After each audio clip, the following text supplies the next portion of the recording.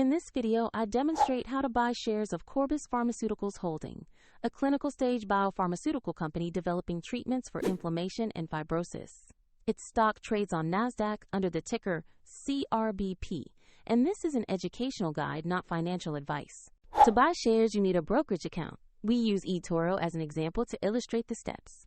After registering, you will typically verify your account with a photo ID and add funds to your balance before you can make a purchase. Use the platform's search bar and type the ticker CRBP to find Corbus Pharmaceuticals Holding. Make sure to select the NASDAQ listing that matches the company name to locate the correct stock. On the asset page, review the short company summary and check the price chart for recent trading activity. Confirm the page displays Corbus Pharmaceuticals Holding and the CRBP ticker before proceeding. To place an order, click Invest. Enter the amount you want to buy.